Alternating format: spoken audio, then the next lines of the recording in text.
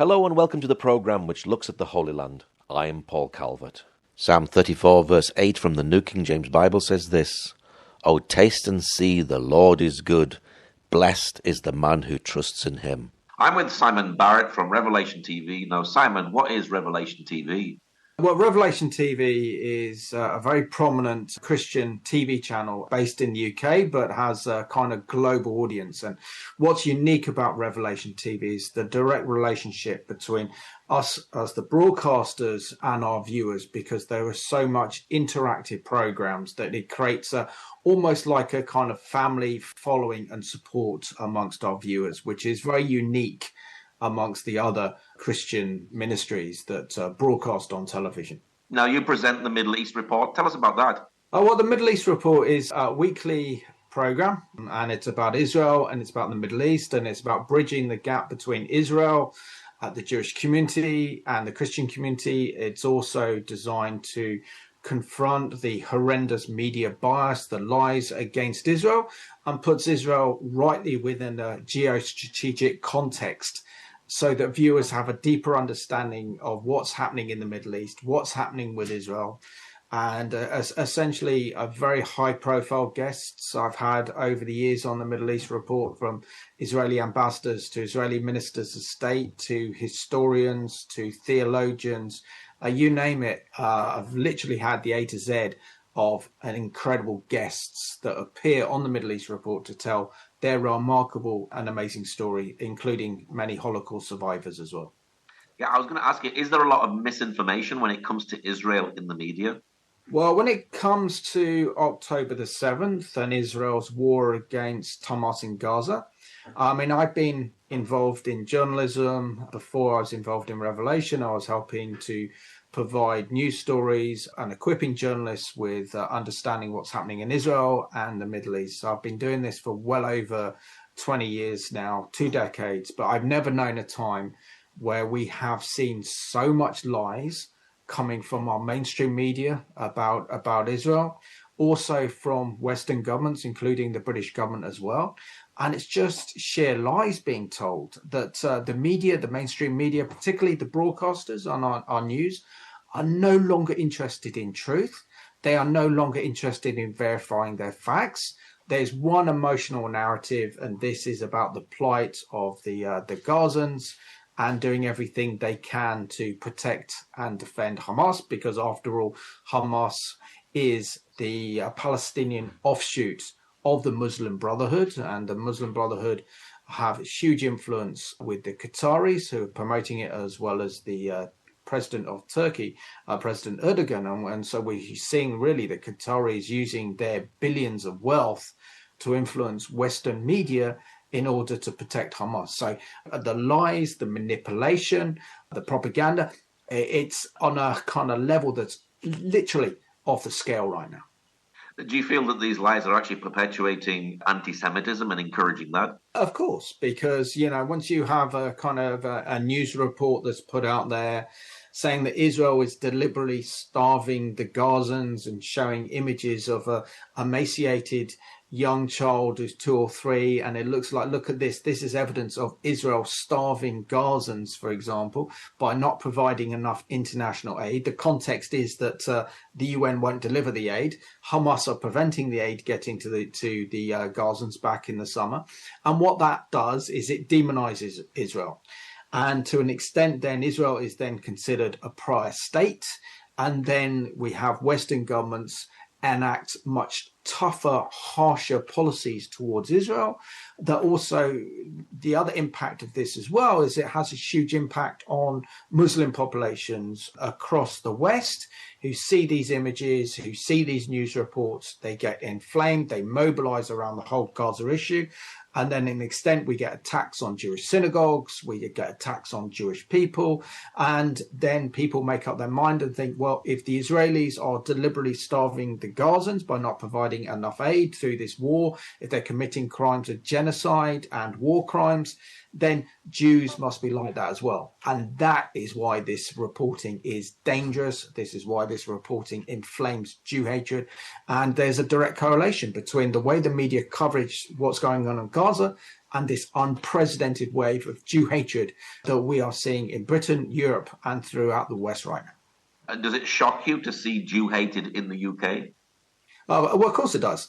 It's a massive shock because our Jewish community has done so much for Britain in terms of innovation, in terms of helping develop technology, of wealth investment, of performing in the arts and business and everything else. So the Jewish people in the nation of Britain have been nothing but a blessing ever since Oliver Cromwell brought the Jewish people back to these shores after they were expelled by King Edward in 1296.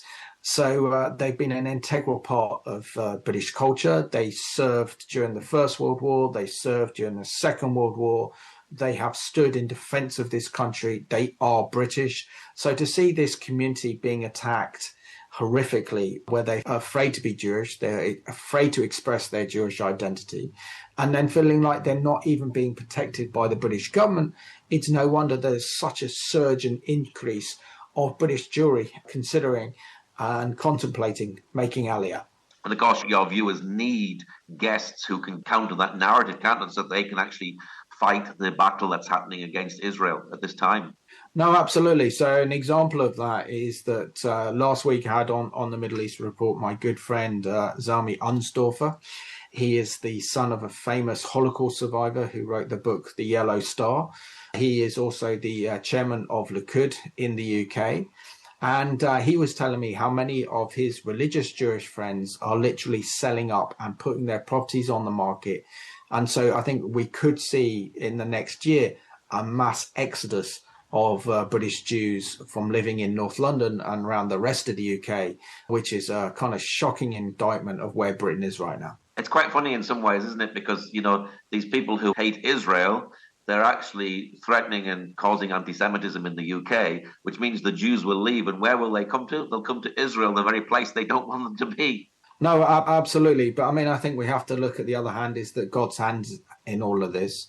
His desire is to bring his people home, the Jewish people home, back to Israel in fulfillment of biblical prophecy. And, despite the horrors and literal horrors of October the 7th, which was the biggest mass terrorist attack in Israel's modern history, despite the fact that Israel has incredibly hostile neighbors, that Jewish people in the UK identify more with Israel now than they do with the UK. They feel more safer in Israel, knowing that they have a government that actually will protect them and look after their interests, than actually being defenseless and being in Britain. And I think that really does tell my viewers and tell Christians around the world that the Jewish people are in trouble. And we also know that the lesson of the Holocaust is that what starts with the Jewish people never finishes with the Jewish people. And what happens is the Jewish people become attacked, pretty much like the canary down the mine. Once they become attacked and they're in danger, then the rest of our society is in danger. So this should be a massive wake-up call. But I think Israel will welcome so many British Jewry with their professional jobs into Israel and will improve Israel as a country, no doubt about that. Israel's been fighting a physical war for 2 years. Has it felt like for you that you've been fighting a media war? Oh, absolutely. Absolutely. Ever since I became aware of the absolute horror that unfolded on October 7th in 2023 by Hamas, the massacre, the mutilation, the mass rapings, the destruction of those beautiful, pristine kibbutzes next to the Gaza border, and the killing roads, what happened to those partygoers at the Nova Music Festival. Ever since then, it was like, okay, we're on a war footing now. We're here to defend Israel. We're there to put this war in its context, to give Israel a voice.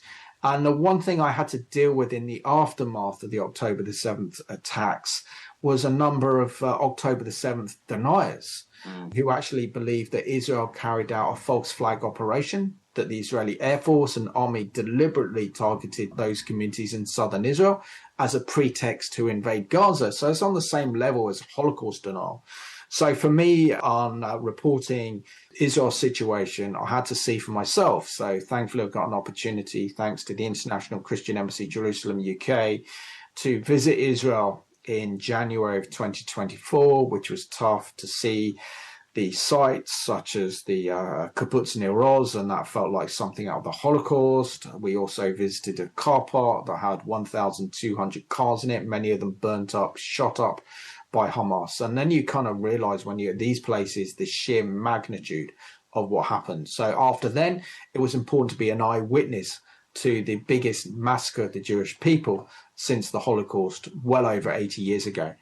And to actually know what the Israelis are feeling, what Jewish people are feeling, so that you can actually report that accurately and have a detailed understanding of what happened to counter the lies and the bias and misinformation. Of course, Israel only won international sympathy around the world for about a week before all the attacks were coming on Israel. So it is literally, you're in that battle mode to report the truth. And we also have to understand that our enemies, the Islamic extremists, the Iranian regime, the Qataris, Hamas, Palestinian Islamic Jihad, Hezbollah, they know how the media works. They use the media as a weapon of war because they know that the underbelly of our democracy is public opinion. And if they can influence public opinion against Israel, then they can change government policies in the West to a more hostile position, to one that supports the Hamas position. And that's exactly what we've seen with this Labour government since they came to power in July of 2024. Do you think that the pro-Israel lobby have actually learned something about the media battle that's been taking place over the last 2 years? Well, I think they know that it's now insidious. They also know, for example, that you can present the truth, but they're not interested. You know, and Israel does a great job in terms of their public relations. Certainly, they've come a long way over the last couple of decades from where they were before. Israel has I-24, and when October the 7th happened, that was the first news channel that I wanted to watch. So I watched it on YouTube to get a better understanding of what's happening. But when the mainstream media won't report Israel's side of the story or even give balance to their news reports, then Israel's essentially then facing such an uphill task in order to struggle to get a message out. They've taken journalists down to the kibbutzes that have been destroyed. They've been given access to top military generals, to top politicians. So if they wanted to have impartial, balanced reporting, then they have the opportunity to tell Israel's story. But thankfully, Israel's woken up to this. And I think I-24 News is doing a great job. There's lots of alternative news on social media that Israel's putting out. And that is some way in fighting against this insidious hatred and bias that we're seeing from so much of our international, multinational news corporations around the world who are only interested in telling the Islamist, the Palestinian narrative at the expense of Israel, which is the only democracy in the Middle East. Now, you were recently in Israel with the Christian Media Summit. What was that like for you? Oh, it was incredible. Like I said before earlier in the interview, that I went in 2024 in January, and that was horrific.